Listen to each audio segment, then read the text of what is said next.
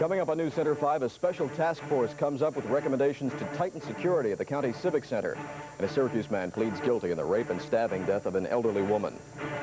Also tonight, the search continues for 3 suspects who made off with more than $10,000 worth of jewelry in a heist at Fayetteville Mall. And we'll visit the Burnett Park Zoo and one of its popular attractions.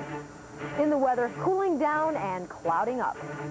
In sports, the Mets and Astros are locking horns in the National League playoffs, while the Boston Red Sox even the AL Series with the California Angels.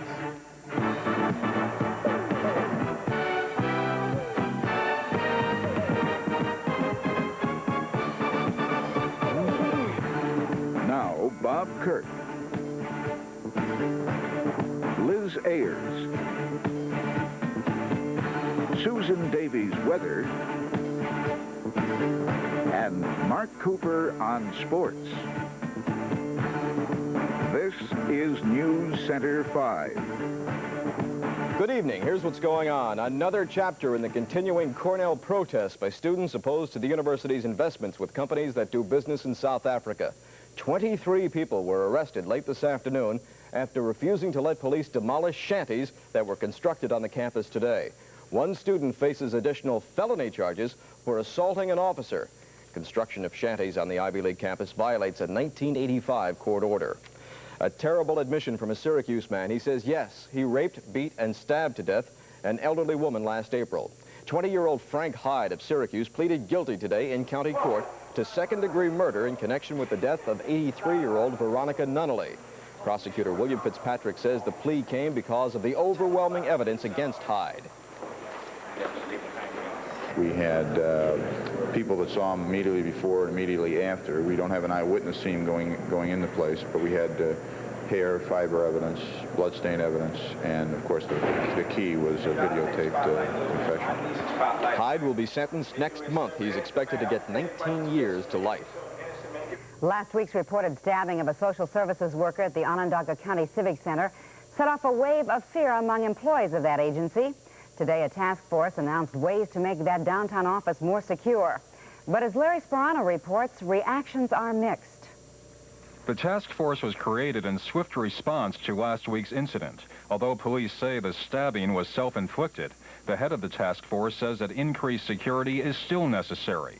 In addition to physical barriers, here are the recommendations. Visible ID cards, better communication, that is two-way radio type situation with the sheriff's deputies. We're going to also probably recommend that we have some additional deputies throughout the building. Will the recommendations, including at least one more full-time guard, be enough? I think that'll be plenty. You know, what more can you do? Last week, when news of the presumed stabbing was still fresh, employee Jan Randall's emotions were churning. I want to be protected. This week, Jan Randall is far from reassured. I don't think it's enough. I don't think it was soon enough. And I still don't feel 100% safe in this building. So it may be some time before feelings settle down within this very public building, within a department whose staff has learned that they can sometimes expect the unexpected. Larry Sperano, News Center 5. Jewelry valued at over $10,000 has been taken from a jewelry store at the Fayetteville Mall.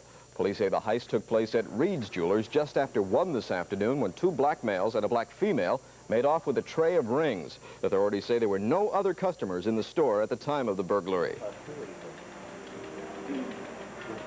2 of the 3 then diverted the attention of some of the clerks behind the counters. The 3rd person then reached over the counter and took a tray with rings in them. Police are questioning shoppers for information about the robbers. They want to know if anyone saw them at the jewelry store before they fled with the rings. The county legislature is less than a week away from a final vote on the 1987 budget. Strategy is the name of the game for Democrats who are out to make some changes. Carol Clark reports. As proposed, the budget would eliminate at least 52 jobs, saving the county $1.33 million. Tomorrow, the Democratic minority will consider ways to get around that. One Democrat already has some ideas. You take all the individuals that retire from county government and all the individuals that leave county government, and you leave their positions open for a longer time period so that you have a savings of monies there. And in a normal county department, you're going to have anywhere from 5 to 10% of the people leaving during the course of a year. But Chairman Nick Pirro says the attrition factor is already built into the budget proposal. He says the Democrats want to spend more than the county takes in. We feel right now that to try to run a budget by not cutting expenditures when we've had a $5 billion loss in revenues through the loss of federal revenue sharing would be a serious mistake, and once again could head this county into a deficit, and we will not allow that to happen. Meanwhile, County Executive John Mulroy says he can't come up with 52 jobs the county can do without. Carol Clark, News Center 5. In national news tonight, questions of credibility in the Reagan administration as Bernard Kalb steps down from his post as State Department spokesman. The former network news correspondent says quitting was the best way for him to handle his concerns over the reported disinformation campaign directed at Libya. For Kalb, it was a matter of principle. So you face a choice as an American, as a spokesman, as a journalist, whether to allow oneself to be absorbed in the ranks of silence. Kalb stressed that his resignation was not aimed at Secretary of State Schultz, but said any attempt to misinform the public is dangerous. Faith in the word of America is the pulse beat of our democracy. Anything that hurts America's credibility hurts America. Former State Department spokesman Hotting Carter said the resignation could damage President Reagan's credibility. However, the president has denied anyone in the administration has lied, and supporters say the public will believe him. President Reagan threatened today to veto long-term legislation that would tie his hand on arms control. The president said that he doesn't need that kind of congressional interference in foreign policy just before he sits down to negotiate with Soviet leader Gorbachev in Iceland. A report from Jacqueline Adams. On the eve of his departure for the Reykjavik mini-summit, President Reagan, at a campaign rally in North Carolina, praised the American tradition of leaving political squabbles at the water's edge. It's great to know when I look over my shoulder that the folks back home are with me. I won't be seeing Republicans or Democrats. I'll be seeing Americans. In Washington, though, neither Republican nor Democratic lawmakers are pulling any punches. In their budget, House Democrats want to force the president to continue complying with the SALT II treaty. Leaving the White House this morning, the president warned he'd rather shut down the government. I think it is time that we have a budget, and I think it is time that the Congress does not tie to that budget things having to do with armament and national security that will tie my hands now on the eve of going to Iceland to debate and to negotiate with the Soviet Union. In the Senate, Republican Arlen Specter pressed the president to stress human rights abuses when he publicly telephoned the wife of an American whom the Soviets will not let emigrate from Moscow. The Secretary of State, though, reassured a conference on Soviet Jewry that progress on human rights is closely linked to progress on arms control. Our message is that the problem of human rights is right at the heart of these great global problems that we're talking about. Late today, congressional negotiators postponed the budget crisis for 2 days. But at his final stop in Atlanta, the president once again went after House Democrats, urging them to stop playing politics and jeopardizing his Iceland talks. Jacqueline Adams, CBS News, with the president in Atlanta. And late this evening, Congress sent President Reagan emergency legislation needed to keep the government in funds after its spending authority expires at midnight tonight. But it's a short-term measure containing enough money only until Friday. Well, just ahead on News Center 5, an American researcher and his family defect to Moscow. And the latest on the American who survived the shooting down of a cargo plane in Nicaragua. Also coming up, Susan Davies with a Fall Like 5 cast, and Mark Harmon with the latest from both the American and National League playoffs. At Duracell, the race to be the best, to be the king of the road, goes on and on. Which is why today's copper top battery lasts up to 30% longer than the ones we made just 2 years ago. 30% longer. Today's copper top from Duracell. No battery lasts longer.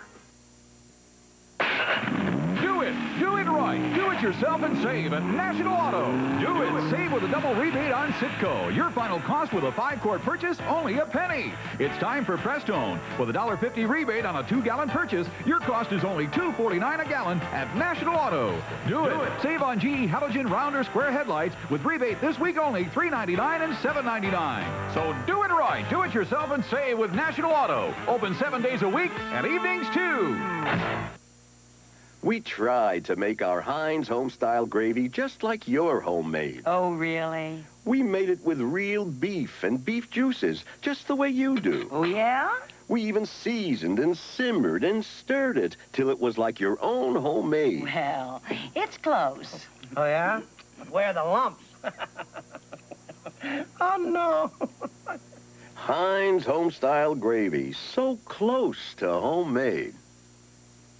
From amidst the swarms of tired aerobic dancers, from the rank and file of shin-splintered joggers, from homes and offices all across America, a group is emerging who have discovered that walking is as good for their bodies as any sport, and equally good for their souls. For these people, Dexter has developed a line of shoes made specifically for walking, for the casual walker to the serious strider. So walk, don't run, to the Dexter outlet nearest you, and save up to 50% on Dexter walking shoes. An American family of defectors showed up on Soviet television tonight. Arnold Lokshin, his wife Lorraine, and 3 children arrived in the Soviet Union today. Lokshin worked at a cancer research lab in Houston and claimed he was fired because of his opposition to U.S. foreign policy. We thought this was a place where we could raise our children without harassment, where I would be able to work. Lokshin says he was harassed in this country and talked freely about his disenchantment with the U.S. What it is interested in doing is spreading lies about socialism, poisoning the minds of the people, the American people, about the reality of socialism. Late today, the FBI searched the lab where he worked. The Houston hospital confirms he was employed there. Lokshin's writings have appeared in several scientific journals. In other news, the Sandinistas say the former U.S. Marine captured in Nicaragua was on a CIA mission for the rebel Contras. Today, the president himself denied that the supply plane downed in Nicaragua was on government business. There is no government connection with that at all. We've been aware that there are private groups and private citizens that have been trying to help the Contras to that extent, but we did not know the exact particulars of what they're doing. The Sandinista government placed the only survivor of the crash, Eugene Hasenfuss, on display. Late tonight, Nicaraguan officials said they will allow the U.S. to question Hasenfuss. In his hometown of Marionette, Wisconsin, Hasenfuss is remembered as an employee of the CIA-controlled airline in Vietnam. Didn't know he was down there. He didn't say anything about going down there or anything. Not to me. I'm just worried about him. 2 Americans were killed at the crash site. One, William J. Cooper, background unknown, and former Air Force pilot Wallace Blaine Sawyer of Magnolia, Arkansas. His family says he never talked of working in Nicaragua. That I considered my son a patriot. He's a good moral character. But whose plane was it? Some administration officials pointed the finger at a former general who heads a private group that supports the Contras. His denials are as forceful as the government's. But there are still questions, many unanswered questions about the plane, its mission, and who is behind it. Back here in central New York tonight, voters in the Altmar Parish Williamstown School District in Oswego County approved an $11 million building referendum. Voters approved building a new middle school by a 4-3 margin. They also gave a thumbs up to renovating 4 existing buildings.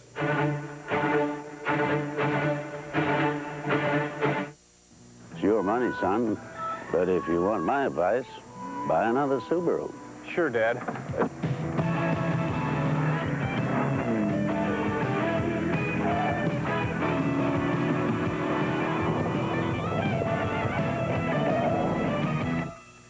I thought we agreed you'd buy a Subaru. But, Dad, I did. The new Subaru XT Coupe. Visit Fox Subaru or Ames Subaru. You're working hard with all your might. You better bring your appetite to ground round for a meal tonight. You better bring your appetite. Now at Ground every Monday through Friday till October 17th. Kids pay what they weigh, just a penny a pound. You can bring your friends, you can bring your folks in for a bite. But whatever you do, you better bring your appetite to Ground. This is America's #1 rated standard-size snow thrower, and nothing else comes close. Well, the Toro throws up to 15 inches of wet snow effortlessly. So does this. The Toro cleans right down to the pavement. This does too. The Toro throws snow a long way in either direction. And finally, the Toro 521 fits nicely in the garage. See America's #1 rated 521 snow thrower at these Toro dealers.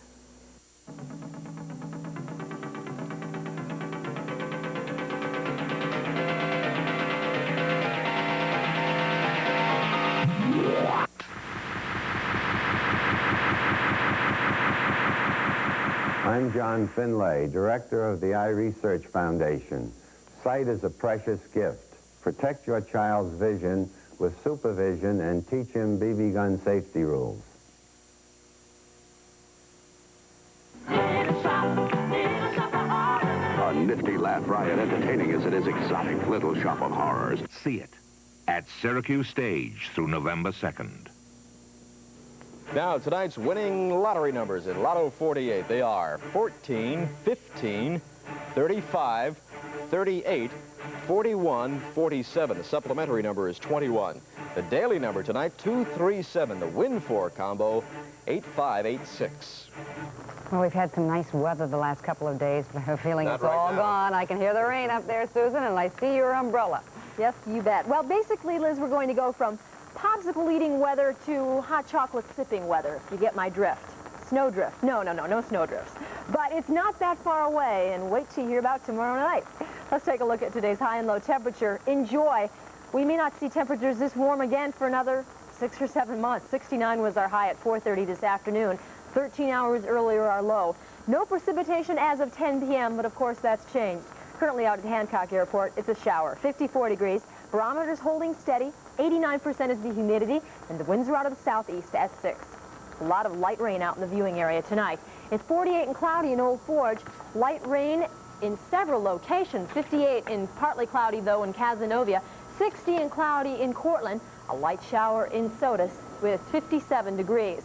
Well, if we take a look at radar, 8:30 tonight, there was a heavy shower near Baldwinsville, Oswego. 9:30, that's what this is.